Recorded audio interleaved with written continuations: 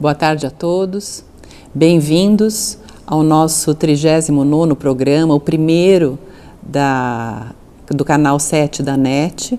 É um enorme prazer estar com vocês hoje. Meu nome é Uli Holtz, eu faço um programa sobre constelações familiares e hoje, dado essa estreia no canal da NET, eu vou contar para vocês que nunca assistiram, nunca participaram dos outros programas, que não sabem talvez o que é uma constelação familiar, para que vocês não fiquem boiando e para vocês também se inteirarem desse assunto, porque tudo que nós vamos conversar nesses programas daqui para frente, e esses programas serão transmitidos também por esse mesmo canal, toda quinta-feira às 5h30 da tarde, ou por volta das 5h30, e para que vocês possam acompanhar os outros temas que seguem daquilo que é básico para as constelações familiares. Então, eu sou psicoterapeuta, eu sou consteladora, terapeuta familiar, também trabalho com constelações familiares dentro do sistema judiciário, com palestras, também cursos de formação e de esclarecimento de postura sistêmica em constelações. E as constelações familiares, elas são usadas como um método de diagnóstico de situações, podem ser usadas também como um método terapêutico, e quem trouxe esse conhecimento foi um alemão, Bert Hellinger. Ele foi padre durante 30 anos. Desses 30 anos, ele trabalhou durante 16 anos com comunidades zulus na África do Sul. A formação dele é filosofia, teologia, pedagogia, e depois ele estudou psicanálise. Depois disso, quando ele deixou a igreja, ele foi também estudar outras formas de terapias. Ele foi para terapia primal, psicodrama, gestalt terapia, PNL, análise transacional, hipnoterapia e muitas outras abordagens. E ele foi trazendo dessas abordagens aquilo que ele considerava mais relevante para o trabalho dele. E foi uma vez com as esculturas familiares de Virginia Satir, uma grande psicóloga, que ele também percebeu que ela colocava representantes para representarem pessoas ou questões trazidas pelo cliente em esculturas.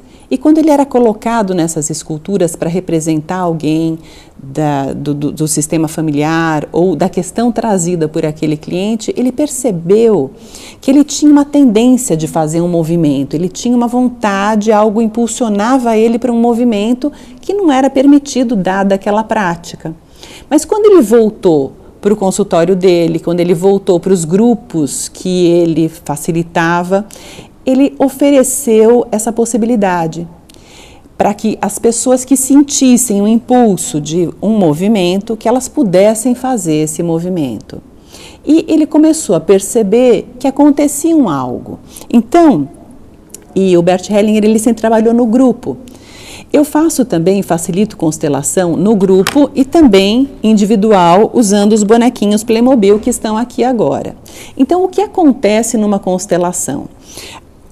O cliente traz uma questão, e pode ser uma questão, qualquer questão. A gente pode trabalhar em constelação familiar, um assunto familiar mesmo, então uma questão com pai, com mãe, com avô, com tio, com irmão. A gente pode trabalhar também outros temas, como sintomas. Então eu posso trabalhar e posso trazer para uma constelação um medo, a depressão, um pânico, uma agressividade, uma ansiedade. Então, a gente pode trabalhar várias questões em termos de sintomas. A gente também pode trabalhar doenças. E nas doenças, o que a gente vê? Que normalmente uma doença ela tem o nome de alguém da minha família. E eu vou explicar isso daqui a pouquinho para vocês.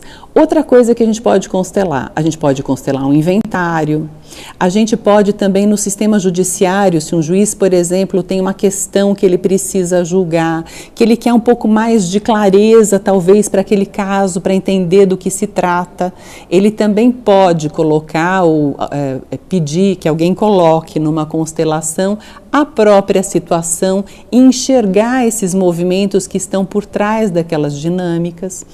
A gente pode constelar, por exemplo, uma casa que eu quero vender e de repente ela está encalhada e não vende.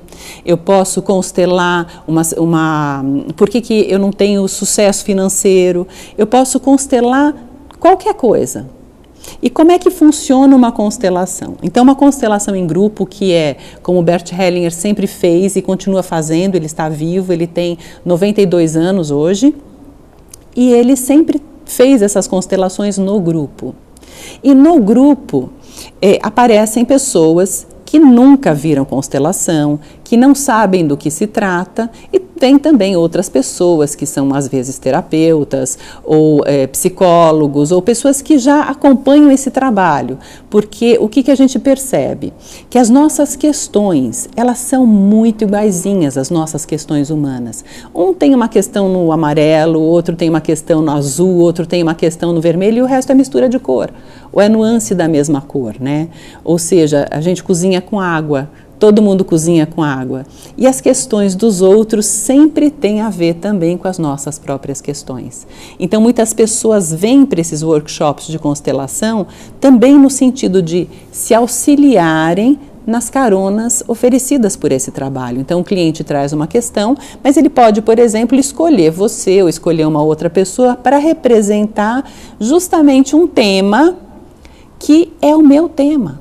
Então, eu sou escolhida para representar algo que também existe como questão para mim. E a gente fala nessas caronas, né? Onde a gente acaba também saneando e olhando para questões nossas de forma indireta. Bom, então, como é que acontece? As pessoas chegam numa constelação, um cliente traz a sua questão e depois a gente pede, enquanto facilitador, para esse cliente escolher, por exemplo, alguém que o represente. E se é o caso, por exemplo, de um sintoma, uma depressão, por exemplo, alguém que represente essa depressão, por exemplo. E aí, o que acontece? Essa pessoa, de repente, ela chega e fala, mas como é que eu vou representar esse cliente se eu não sei nada da vida dele?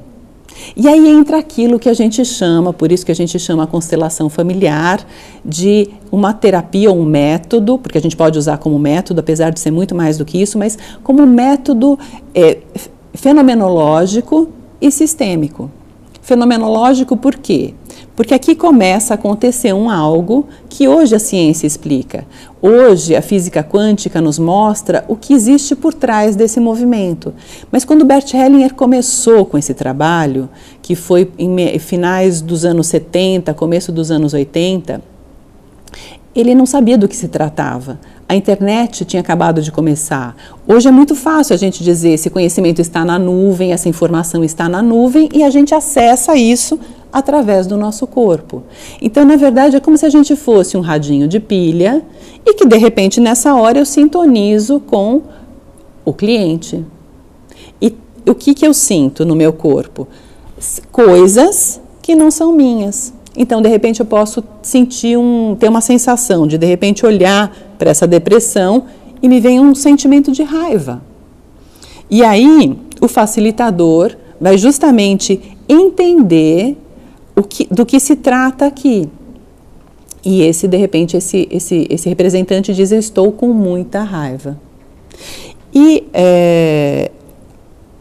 eu também vou perguntar, por exemplo, o que acontece aqui. Pode ser que esse sintoma dessa depressão olhe para o chão. E dentro desse trabalho com os representantes, com esse movimento dos representantes, foi justamente aí que o Bert Hellinger, que ele entendeu o que significa cada coisa. Então, ele escreveu toda a teoria das constelações familiares em cima de uma observação fenomenológica. Então, ele observava algo que acontecia e, conforme isso ia se repetindo em outras e outras e outras ocasiões, ele foi percebendo do que se tratava, porque sempre que um representante olha para baixo, a gente faz uma pergunta: quem é que está excluído? Quem é que não está sendo visto? Porque quando um representante olha para o chão, ele olha para alguém que não está sendo visto, que foi excluído. E aí eu vou falar para vocês um pouquinho agora dessas leis que regem os relacionamentos. Então, através deste trabalho, através destes movimentos, Bert Hellinger, ele descobriu, ou ele entendeu que são 3 as leis que regem os relacionamentos. Tudo acontece dentro dessas 3 leis. E às vezes a gente fala, puxa, constelação familiar, e se vocês forem pesquisar, vocês vão ver que existem constelações empresariais, corporativas, constelações estruturais, constelações sistêmicas, jurídicas, direito sistêmico, que existe também educação sistêmica, então as constelações aplicadas à educação, às escolas, mas tudo tem uma base única, que é a família. A gente traz os nossos padrões de comportamento e tudo aquilo que a gente projeta no mundo, a gente traz da nossa família. Então, tudo tem como base a nossa família. E dentro dessa família, o que é que a gente percebe? Que a primeira lei sistêmica diz que todo mundo tem direito a pertencer ao seu sistema familiar e que as encrencas acontecem onde existem exclusões. E o que é uma exclusão? Eu vou dar para vocês um exemplo, mas exclusão pode ser tudo aquilo que eu esqueço, tudo aquilo que me causa vergonha e de repente raiva e eu rejeito, ou também aquilo que me provocou muita dor e eu quero esquecer, quero colocar embaixo do pano, quero colocar embaixo do tapete para não reavivar ou talvez até para não viver este luto. E aí acontece a exclusão. E quem é que vai olhar para isso? Geralmente um filho, alguém que vem depois no sistema, ele traz de volta essa exclusão num comportamento dele. Então, por exemplo, o que é uma exclusão? Um aborto natural, que eu não considero, acaba sendo uma exclusão. Por exemplo, engravido, com 2 meses de gestação eu perco esse bebê, e talvez, se eu não tive um sangramento muito grande e o médico, eu não precisasse ir no médico, eu jamais saberia que ia acontecer um aborto. E eu só sei que eu tive um aborto porque o médico me contou, olha, isso que você está tendo, esse sangramento, é referente a um aborto. Isso implica alguma coisa para mim? Absolutamente nada. Mas se eu tenho um filho depois disso, e eu chamo este filho de primeiro filho, na verdade ele não é o primeiro, ele é o segundo. E que tipo de sintoma ele poderá ter, dada essa exclusão inconsciente da minha parte? Ele pode ter um sintoma do tipo, eu não sei o que acontece, mas parece que eu não encontro meu lugar na vida. Parece que eu trabalho por 2, ganho por 1. As pessoas esbarram em mim na rua, eu estou sempre com o ombro roxo, de tanto que as pessoas não me veem. E isso me atrapalha muito. E eu queria dar uma olhada nisso. E aí, o que a gente pode entender, o que a gente vê? Que às vezes esse representante, quando ele entra nesse campo, ele mesmo olha para o chão. Ele olha para uma exclusão. E quando a gente coloca alguém, e por isso que às vezes vocês veem em vídeos pessoas deitadas no chão, parece até uma representação, um teatro. E olha, pessoal, é muito interessante, porque quando a gente olha de fora, sem ter participado como representante, dá uma impressão muito esquisita mesmo, né? De repente você fala assim, puxa, onde eu me meti? Isso aconteceu comigo na primeira vez que eu assisti uma constelação. Eu falei, meu Deus, parece um monte de gente doida tendo oportunidade de ter piti. Porque a gente realmente se emociona, quer dizer, você entra nesse lugar e sente coisas que não são suas. Só que você está consciente, você não está em transe, não está em hipnose e você percebe a diferença, o que é seu e o que não é. E quando esse representante olha, por exemplo, para o chão, né? Então ele entrou aqui e se a gente pergunta o que acontece aqui, ele fala, eu não consigo parar de olhar para o chão. Parece que alguma coisa me atrai para esse lugar. E quando a gente coloca uma pessoa deitada nesse lugar, de repente esse representante ele consegue se erguer e ele consegue olhar para um outro lugar. E aí acontece uma segunda etapa do trabalho, onde o facilitador oferece aquilo que a gente chama de falas de solução. E o que é uma fala de solução? Uma fala de solução, em primeiro lugar, ela traz à consciência essa exclusão. Então, eu vou oferecer, por exemplo, para o cliente que está sentado aqui comigo, ou também para o representante, aí depende do facilitador e depende da postura dele. Ele vai oferecer uma fala e vai pedir para essa pessoa dizer, eu vejo você. Eu não sei quem você é, mas o meu coração sabe. E se isso fizer sentido, essa pessoa, o cliente, ele emociona. O corpo dele conta para ele que isso faz sentido. Então isso traz alguma coisa à consciência. E num segundo momento, eu posso, por exemplo, oferecer uma fala para ele. Eu posso investigar e dizer, escuta, você perdeu algum irmão? Ou sua mãe ou seu pai perderam alguém? Porque às vezes num amor inconsciente, num amor cego, um filho também cuida, né, de uma história para a mãe, de uma história para o pai. Quando ela chega no mundo e percebe que aquela mãe também tem uma dor profunda e ela registra que minha mãe não está 100% na vida. Eu preciso olhar para aquilo que ela olha, eu preciso cuidar, eu me dou em sacrifício por ela. Eu olho para uma questão que é difícil para ela. Agora, tudo isso investigado, às vezes a gente não tem essa informação, porque esse fato foi esquecido. Então, se eu ofereço uma fala para esse cliente e digo para ele, olha para essa pessoa, e diz para ele, você é o primeiro, eu sou o segundo, e eu sinto muito se eu ocupei o seu lugar durante tanto tempo. Eu te devolvo o seu lugar de primeiro e agora eu escorrego para o meu lugar de segundo, onde é muito mais leve para mim. E de repente essa pessoa se emociona e ela fala, eu não sei aonde isso cabe, mas isso me dá um alívio quando eu digo isso. E esse caso aconteceu de verdade. E essa pessoa depois veio me dar um feedback. E ele falou, olha, eu conversei com a minha mãe e minha mãe realmente ela teve um aborto antes de mim. Só que ela não deu importância, ela achou que isso não tinha importância. Ela nem entrou em contato com esse bebê.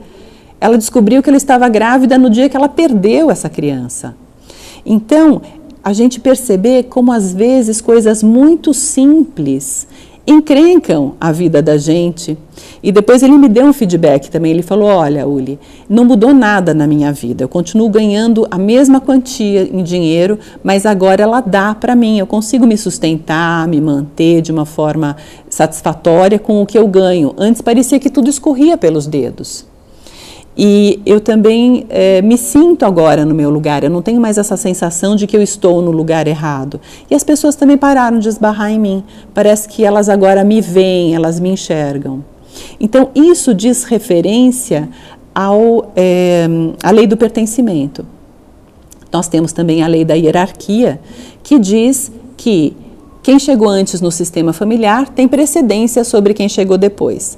Então os pais são os grandes, e os filhos são os pequenos. Esses filhos crescem, eles se tornam os grandes para os filhos deles. Então a vida flui do grande para o pequeno.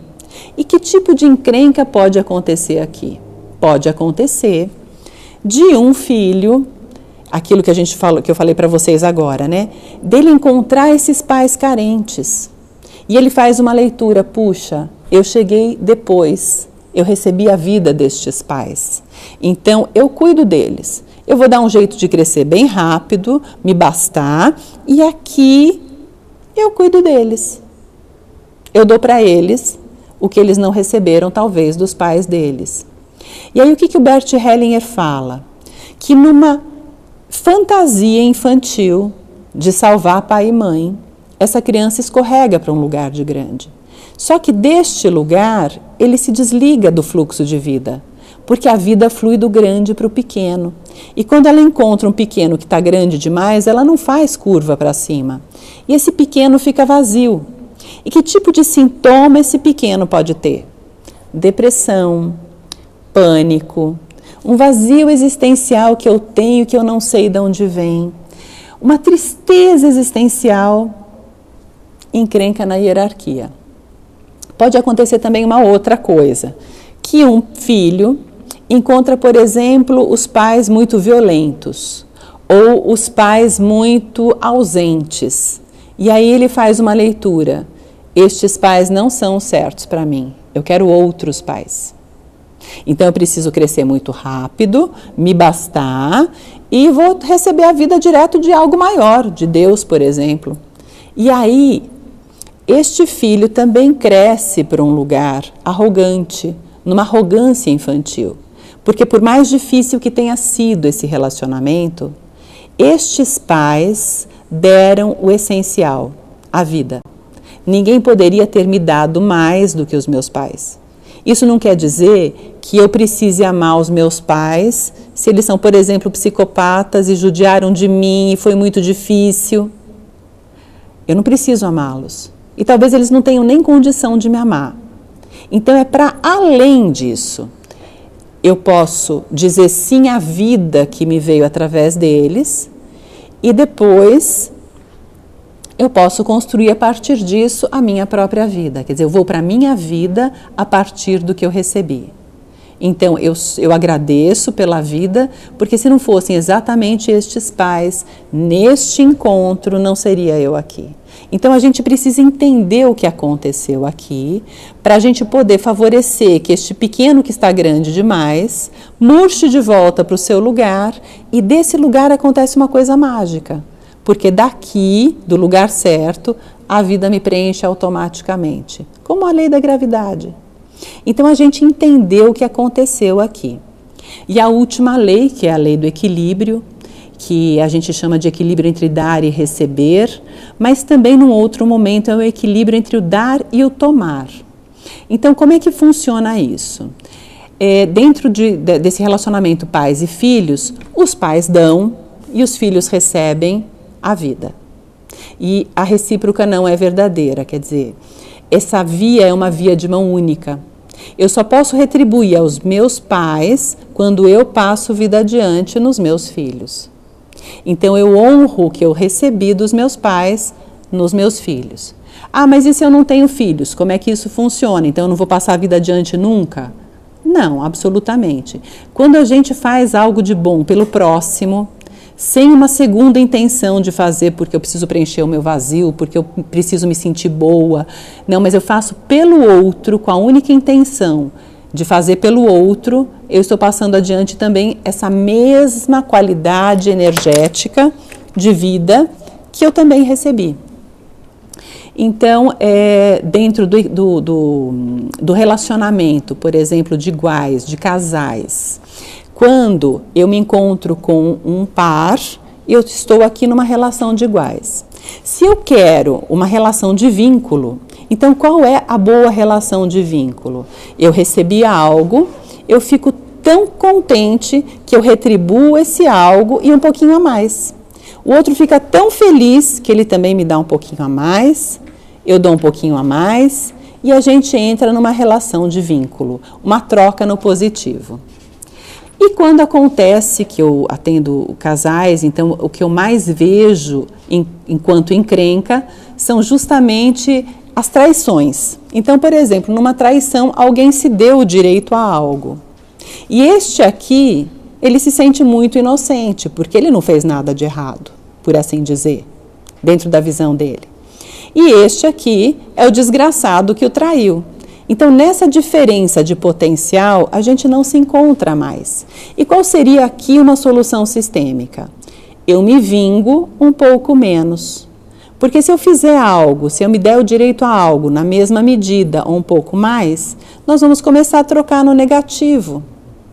E aqui não existe solução. Agora, se a pessoa se deu o direito a algo, essa também se dá o direito a algo, e esse algo não precisa ser no mesmo tema. Por exemplo, se alguém recebe uma traição, o outro fala assim, puxa, mas não é da minha natureza, eu não gostaria de fazer isso vai fazer mal para mim. Então, eu posso bolar uma estratégia, inventar algo com criatividade para me dar o direito a algo também. Por exemplo, essa pessoa aqui, ele não queria que eu viajasse nunca me deixou sair com as minhas amigas, então eu vou viajar com as amigas, ele vai pagar a conta, ele não vai saber se eu fiz a mesma coisa que ele fez ou não, e aí eu volto, quer dizer, ele se deu direito a algo, eu me dou o direito a algo, e aqui eu não sou nem melhor e nem pior do que você. Aqui a gente pode fazer um novo combinado e pode começar a trocar no positivo novamente. Então, também existe, quer dizer, no equilíbrio de pessoas que não têm vínculo, eu compro algo, recebo uma mercadoria e cada um vai para o seu lado. No trabalho, eu contribuo com o meu colega, ele contribui comigo e a gente também não precisa criar vínculo. E existe também, dentro dos sistemas, ainda o que a gente chama de um equilíbrio sistêmico, uma dívida sistêmica, uma compensação arcaica.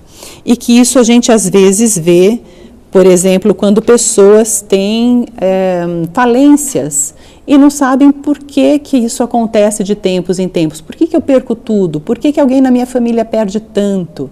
Então, o Bert Hellinger também percebeu que existe toda uma programação. É claro que não dá para falar tudo hoje, eu vou terminar esse tema, e nos próximos programas eu vou trazendo, digamos, as sutilezas e as nuances disso que eu estou falando de forma bem grosseira e generalizada hoje.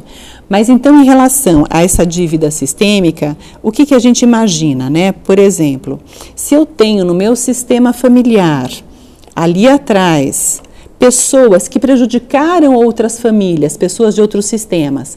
Por exemplo, aqui no Brasil, acontece muitas vezes, a gente vê latifúndios, onde esses latifúndios, essa riqueza familiar foi construída muitas vezes em cima do sofrimento alheio. Então, vizinhos que foram coagidos a vender as suas terras a preço de banana, ou famílias que foram chacinadas porque alguém lhes roubou as terras.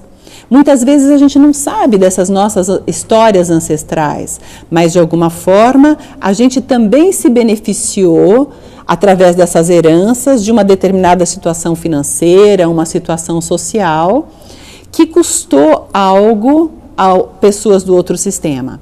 Então, também de forma inconsciente, a gente se vincula a essas histórias. E eu não falei para vocês disso, mas eu vou falar mais detalhadamente no próximo programa. Nada acontece por acaso. Se eu vibro limalha de ferro, é o ímã que me atrai.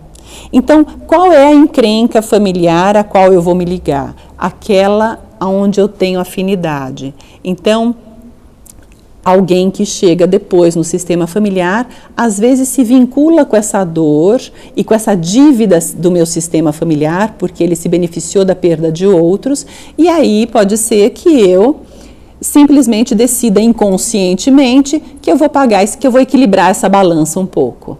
E aí eu perco tudo.